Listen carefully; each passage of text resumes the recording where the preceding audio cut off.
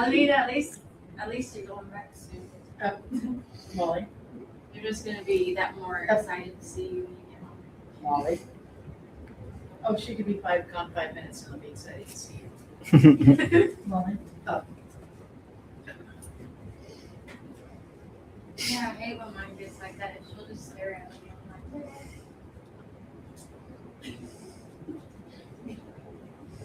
like, that makes me look. Thank you. Zelda does that too sometimes. Thank you. Okay. Come with me. 7.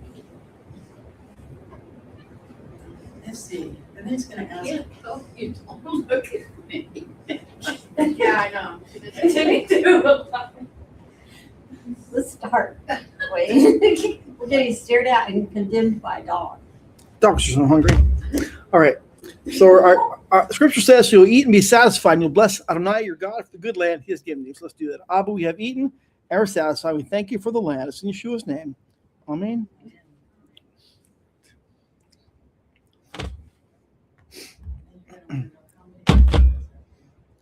We are. A few of them as far as how to keep the Sabbath during the land that hasn't been mentioned before. So there's the first verse, Behar, and first verse of Behar-Bechuqotai. Here's what we read. Chazak, chazak. So, according to the traditional count, how many mitzvot are in this double portion? 20. Do I get A, B, or C? Oh, okay. You could guess 24. I guess 24. There were a lot. Actually, maybe 36.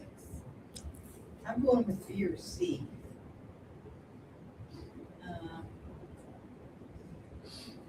Traditionally, C is a better answer. But he knows that we're thinking that, so. Although he's got them in chronological going You this did a way. lot of work this week, so you might not. Well, they're in chronological order, so I don't think it's a thought that he put into it unless. I know there's definitely more than 10. Well, the lowest answer is 24, so that's the minimum answer that could possibly be. Yeah. So I'm like, I'm torn between B and C. It's a double. It's a double. yeah. Let's go with C. There were a lot of, you had the land and you had a whole bunch of how you were supposed to do, Video the down. slaves and then Yeah. the land Yeah, and and then the You Jubilee. never know how they're going And to how, divide them up. Right. and how you should treat a servant, whether he's a Hebrew or whether he's a foreigner. There was a lot. There was a lot. then you had the actual 10 commandments. And then there was a couple of commandments in there that related to the 10 commandments but weren't the 10 commandments. Okay, So have we thoroughly discussed this? Disgusting, yes. All right, so the first one out, dun dun dun, is D. I Okay. didn't hear anybody guess D, so you're good, right? Okay. The next one out is A. So you were right. It's either B or C. That is Those were correct. the two that I was going for. Okay. okay, maybe see. I mean, there's only a difference of 4 in that. It's true. It's only a difference of 4. And the answer is dun dun dun. It's B. Yay. Okay. That was a lucky guess. Good job. Because I was really thinking 40, but I was like, maybe that's too many. So here's going through some of them is to rest the land during the 7th year, which is a positive command to rest the land. It's a negative commandment to not work the land in the 7th year. Don't work with trees that produce fruit during the 7th year, and don't reap self-growth crops during the 7th year as in normal years.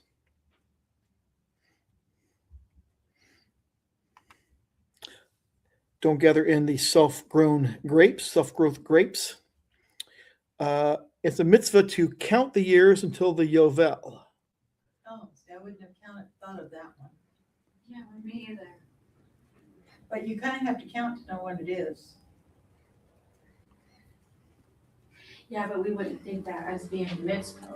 No. I would think it would just be like preparation. Yeah, to adhere to what the Jubilee says, yeah. Yeah. Oh, yeah. So would it be like counting the Omer, the significant of counting the years? So counting is significant, period, and waiting for something to come that's gonna free you. Mm-hmm. See, now, I wouldn't have thought counting the shofar, because I would have, on Yom Kippur, because I would have thought that would have been someplace else. Um, Specifically, yeah, Oh, or, okay. that's the design what it's for. Don't cultivate the soil during the Jubilee.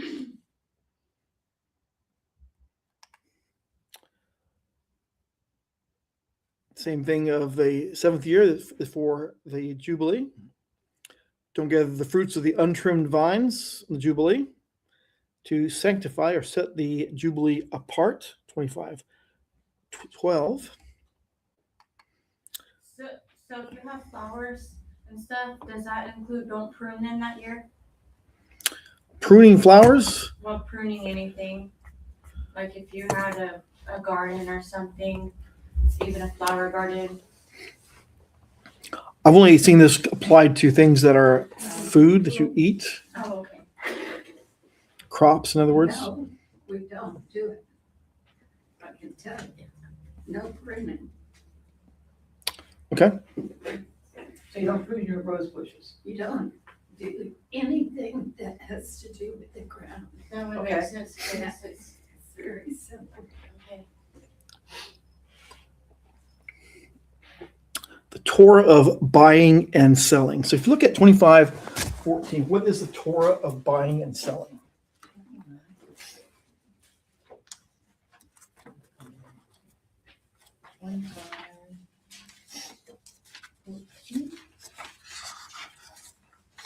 If you sell anything to your neighbor or buy anything from him, neither of you is to exploit the other.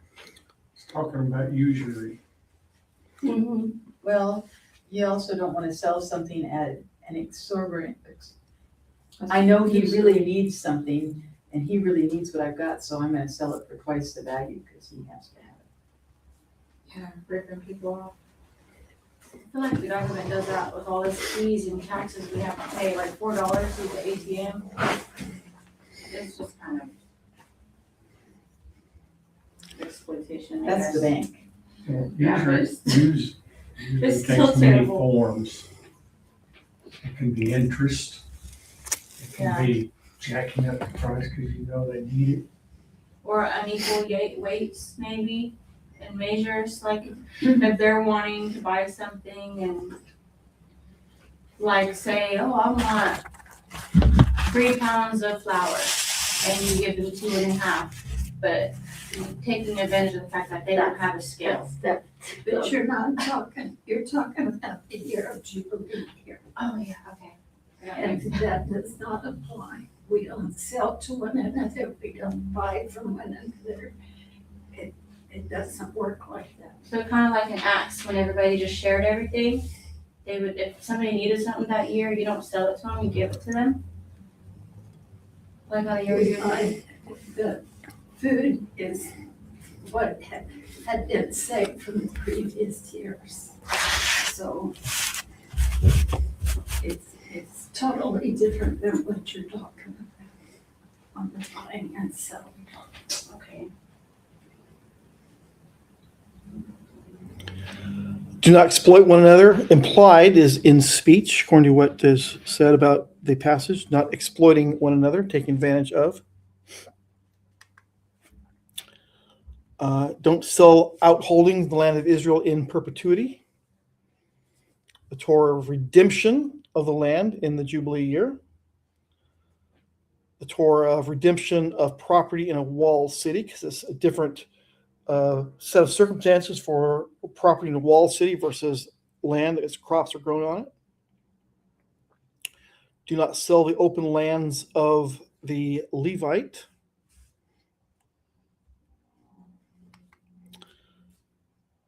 Don't loan to your brother at interest from 25:37. Don't compel the Hebrew servant to do the work of a slave. So in other words, a slave could be, it's hard labor, whereas you're not to compel your Hebrew servant to do that. Hebrew servant, of course, is is going to be released at a certain time period. He's not going to be a slave in perpetuity. He basically sells himself for a time period. Don't sell a Hebrew bondman as a slave. You can't sell someone who is a Hebrew who's working for you. Don't subjugate a Hebrew bondman to strenuous work, or don't rule over him with harshness, as sometimes is interpreted to be.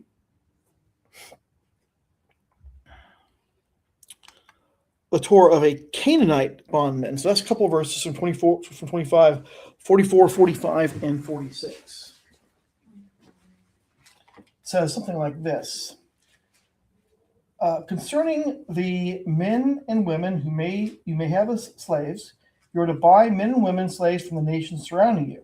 You may also buy the children of foreigners living with you and members of the families born in your land. You may own these. You may also bequeath them to your children to own. From these groups, whom you may take slaves forever. But as far as your brothers, from the people of Israel are concerned, they're not to treat each other harshly. So the word Canaanite is not in the text, but except it's the set of circumstances is from those living around you, the nations living around you.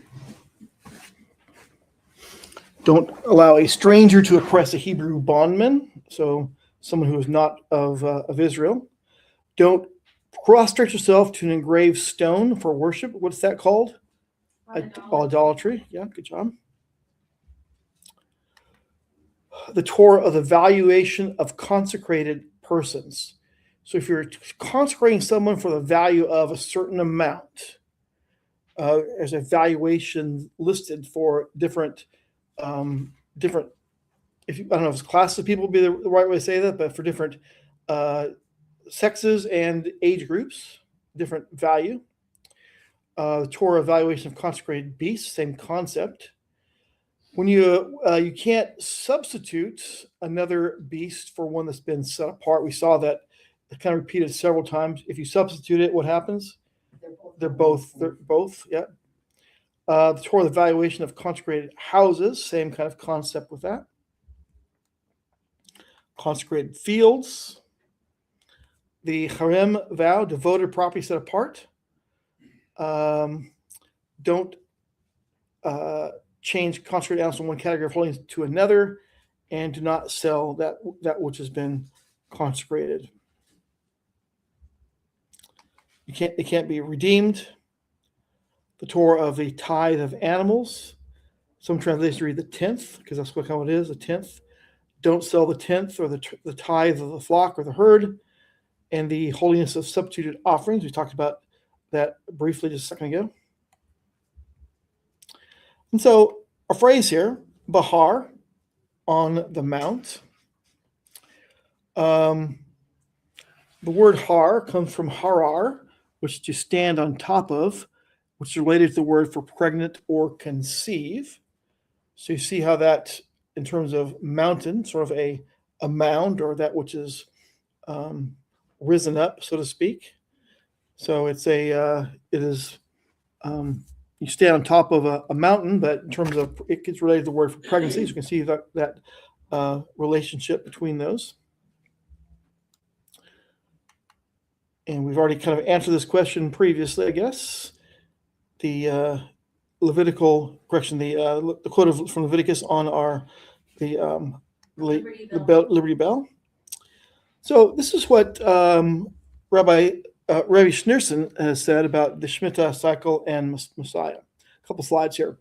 Our sages tell us that the 7-year Shemitah cycle corresponds to 7 millennia of history. For 6,000 years, man labors in the fields of the material world in preparation for the 7th millennium, a millennium that is holy Sabbath and tranquility for life everlasting, the era of Mashiach. Thus the question, what shall we eat in the 7th year, can be asked to the historical plane, on the historical plane as well. If the spiritual giants of earlier generations, the patriarchs, the matriarchs, the prophets, the sages of the Talmud, failed to bring about a perfect world, what can be expected of us? If the first 5 millennia of history could not provide for the universal Sabbath, what can be expected of us, we in the 6th year, exhausted and depleted of spirit? Yet the 6th year will be one to yield and sustain the 7th, precisely because our resources are so meager. Our every trial and achievement is so much more meaningful, so much more precious to God. He therefore promises to command his blessings to our efforts, so that they shall nourish the sabbatical millennium and beyond.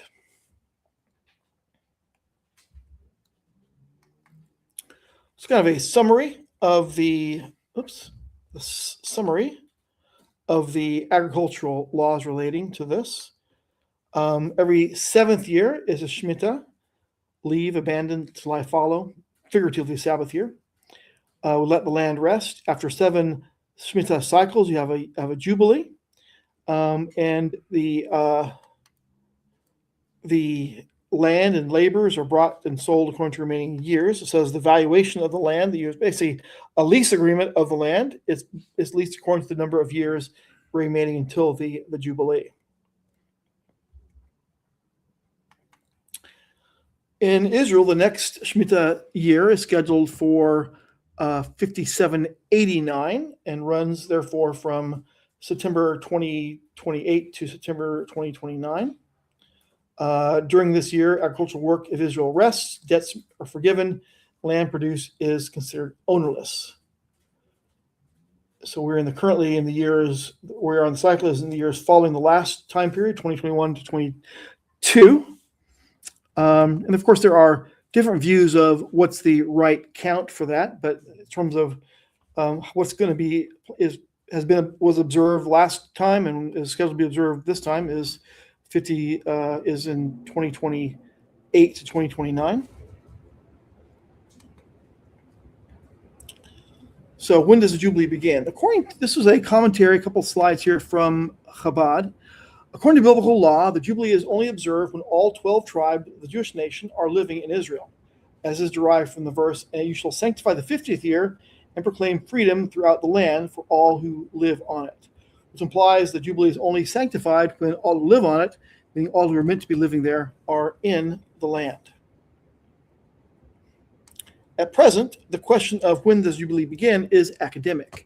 Apparently, the Jubilee has not been observed or commemorated since at least 150 years before the destruction of the first temple, Shlomo's temple, when the northern kingdom went into the exile. Commentary, although the laws of Shemitah are observed in Israel to this very day, the Jubilee year is not designated or observed.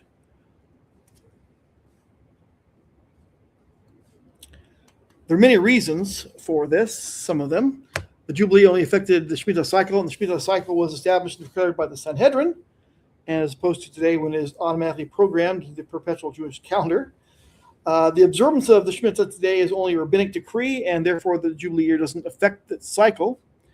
And no commemoration is in order when there is no Sanhedrin, whose participation in the declaration of the Jubilee year was integral.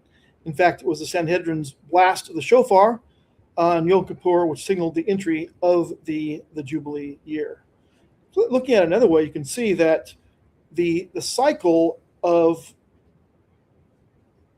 there's been some comments on this before, this discussion about it before, but in terms of you have where it says it's one of the phrases where the term Shabbat is used in terms of not the 7th day of the week, but just as the 7th, right? The 7th is Shabbat of years, etc. And the how is it the beginning of reading? Yeah, it's 25:8. Right. It's the you should count off 7. This shows it as 7 weeks of years, but it's 7. You look at it as weeks here. Shavua or Shavah is the term used here. 7. Yeah, 7. It is Shabbatot, 7 Sabbaths. shanim, or years. And so it's 7 Sabbaths of years, a total of 49 years. That's verse 8. So if you're counting for the Jubilee year, and you still do the 7th year in Israel, it tells us the count then and now was it's 7 cycles of 7 years, and the 8th year in that sense is the Jubilee year, but that's also the first year of the next 7-year cycle. So it's 49 years, and so it's 7. The 50th year is also the first year of the next Shemitah cycle. So that's how you keep going. So it's really not 50 years per se. The Jubilee isn't the 50th year, but Jubilee year is not a year by itself. It's also the first year of the next 7-year cycle. Because you're planting that year, you don't get to eat it to the end of the year. We're not planting the Jubilee year. Okay. So you're planting in year 2. Right.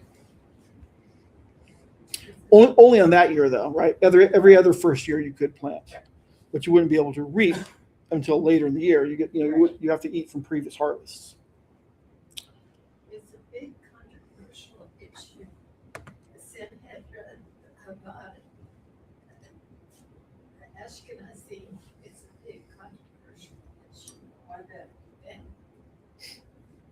publicly, the way it comes to the public is that every 7 years, we did the Shita.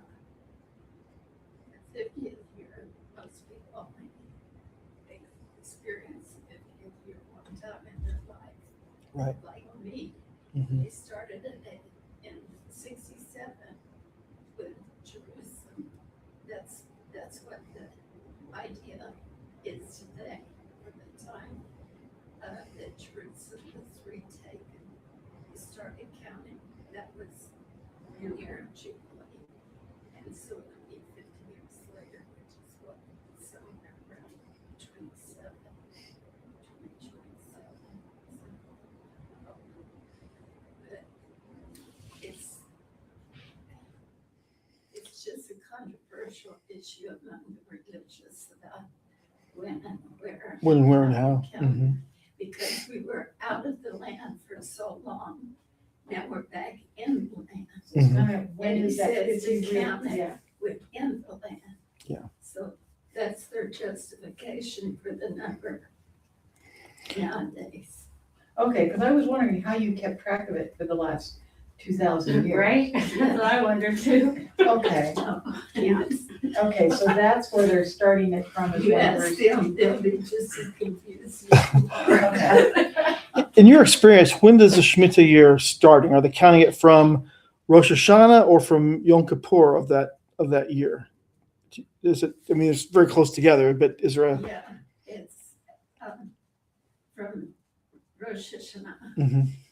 it begins. Okay. Rosh Hashanah, the head of the year. Well, historically, we've seen in kings of Judah, their reigns are also counted from the 7th year, whereas kings of Ephraim or the northern kingdom, Israel, were typically counted from the first month of the year, Aviv or Nisan. So we can look at when it begins in terms of it was done for Judah in the 7th month. And we kind of see that in 2 Kings where Josiah's reign, the things that happened in that chapter there couldn't all be done if you started the year at Aviv or Nisan. So it's counted from the king's 18th year, which only could work if you counted it from the 7th month. Let's see, I think I lost the slide here. Oh, there we go. Okay. Oops, right. Okay, back. Okay, another commentary. This is commenting from Rambam's Laws of Shemitah and Jubilee. The origin of the counting didn't actually start at the time the Jews entered the land of Israel, but rather after they finished conquering the land, after they apportioned it to each family. So his counting is 1288 BCE. The Sanhedrin was in charge of counting the years and ensuring the accuracy. Nation was notified of the Jubilee year arrival by the blast of shofar at the end of Yom Kippur. And that brings us to, really, almost the end. I'll remember to count the Omer. That's what Bart Simpson says. All right. What did you like about this, and what did you find it bothersome? Okay, one thing I thought was interesting when reading through it, they were talking about if you sold your land, you had a year to pay it, to get it back, even though it had been sold because you didn't pay. Redeem it. I don't know whether it's in Arkansas, in Oklahoma it's this way, but in Arkansas, if you end up losing your land for taxes and it's sold, you have a year to be able to get it back. A right of redemption of some Right of sort? redemption. And so we bought a piece of land that was next to us that was up for taxes. Mm-hmm. So we gave the money to the person to pay the taxes, and then we bought it from them. So that we didn't have to, so it was ours immediately rather than wondering if you were gonna lose it a year later. Right. But when we were reading that, I thought, oh, they still do that today.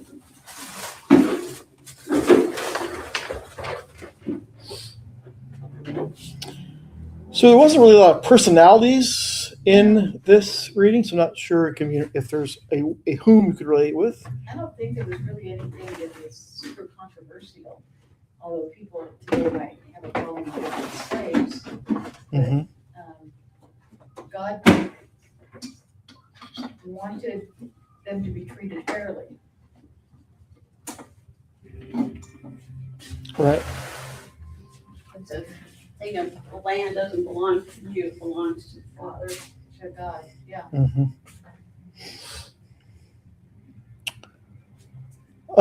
Anything you learned from about Elohim or Yeshua about these readings? He means what he says. He's pretty serious. And like, I noticed he gives us chance after chance after chance, you know. And then to see how he expresses it in, what was it, chapter 25, Mm-hmm. 26? Like he literally expresses it so many times, you know. And it's like sevenfold, you know. And then he tells Peter, you know, forgive him 70 times 7. So I wonder if there's like a tie there, you know. I think because he can then if we disobey, we get punished 7 times. I think that's an idiom, though, for as many times as it takes. Yeah, okay. I don't think it's necessarily count 490 times or 4,000 times, or whatever the number Maybe adds that's it what to. Yeshua was thinking about when he said it, because he'll say, hey, if you don't do right, you're going to get this seven times against you, but then if you do right, then it's like he casts our sin into the sea, you know. And it's like sometimes we have to forgive somebody 1,000 times, 70 times 7. It's We can't. And I don't want it to get too late for her to go That's down how before I'm it's saying, dark. to head out. I was gonna say, it's gonna get dark pretty quick. It's not been pretty good out there. Are you sure that's not hard? Okay, that might be what I was hearing. Somebody's jamming out. In fact, it's not in the parking lot, it's behind us. I was hearing the bass. It's just the Shaking windows. Have a light though on her light. Okay, the number 7. Oh. So whatever we need to do, or repent, whatever he's talking about, that's a completion. You don't have to worry about the number 1, 2, 3. It's a completion that you need to do. It can be a long period of time, it can be a short period of time, but complete. Something I noticed was the Shiva, right? That's 7. Sheva. All right, let's close. Thank you for allowing us to Midrash on your word. Thank you for your many blessings. In Yeshua's name we thank you. Amen. basically, the moral of the story is get your act right together before the end, before it's finished. Yes. And you give this kid a Always. chance And and you shake them. don't know when it's Exactly. So don't let dilly-dally around. Yeah. whether it's. President having, Jubilee is having, so